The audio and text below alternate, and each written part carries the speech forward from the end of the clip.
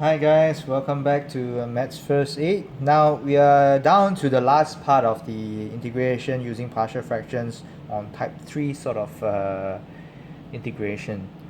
So what we can do is to go through some examples as usual for you to reinforce the concept. Now for today's type 3 sort of integration, we are going to touch a little bit on complex numbers. So I do hope you have retained some of the concepts you've learned in the past on complex numbers. Now let's proceed with the example, shall we? Now for question 1, you are basically going to do integration of 1 over x squared plus 9 dx.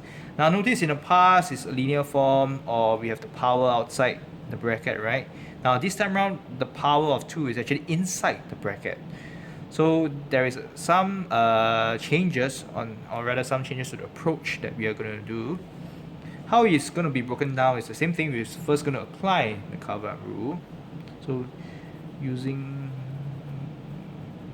cover-up rule, this is the first step we always do.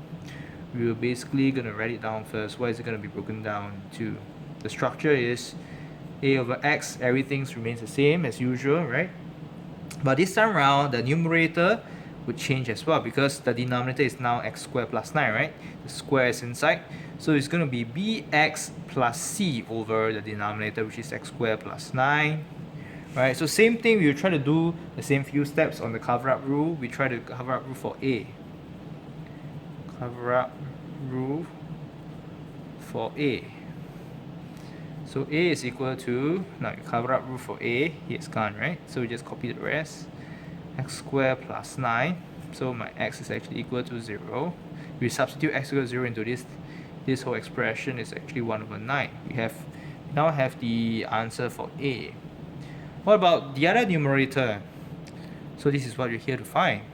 Cover up rule for term bx plus c. So bx plus c is actually equal to, now we're going to cover out the denominator for bx plus c, which is x squared plus 9 over here. So we copy the rest, it's 1 over x. So x squared plus 9 equals 0. So what is x? Now if you move it over, it's actually x squared equal to minus 9. And we square root a negative 9, we end up with this complex, right? It's actually a complex number. It's equal to 3j, if you remember your concept for complex numbers. So we're going to substitute x equal to 3j into all the expression over here. So b 3j plus c equal 1 over 3j. Now we are always unhappy about having a complex term in the denominator. So what we usually do is we apply a conjugate, or we multiply it with a j term at the bottom and a j term at the top, to make sure that the complex numbers actually appear at the numerator instead. So same thing, we'll do that exactly just that. So we multiply basically with j over j, if you guys do not see. So essentially this is basically not changing anything, as this is actually 1.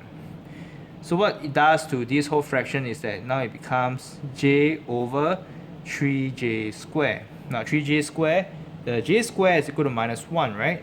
So it's actually equal to minus j over 3. Let me just tidy everything up for you guys. 3bj plus c is equal to minus 1 over 3j. Notice how I put it outside, because I want you guys to see, to make a comparison later. So now you can see we have the real term, we have the imaginary term here, right? 3b is the imaginary term and c is the real term. On the right hand side, there is no real term, so we take it as the real is actually equals 0 plus 0. So by comparing your real and your imaginary, we can simply state that c is equal to 0, right? And your 3b is equal to minus 1 over 3. Therefore, your b is equal to minus 1 over 9. Now we have our a, b, and c. It's easier to do the integration already. So let's copy it down. Integration of 1 over x squared plus 9 dx is equal to integration of 1 over 9 over x plus minus 1 over 9x plus 0 over x squared plus 9 dx. Now this is actually equal to, let me just tidy it up, it's a bit messy now. Integration of 1 over 9 over x minus 1 over 9x over x squared plus 9 dx. Now for the first term, it's easy, right? You know that it's going to be 1 over 9 ln x. But what about the second one? The second one, let me just rewrite it. As 1 over 9 is a constant, I prefer to take it out. Then I write integral sign x over x squared plus 9 dx. Now for those of you who remember your integration well, if you want to introduce something at the top, right? Because you know the differentiation of x squared plus 9 is going to be just 2x, right? So you want to have a 2x at the top.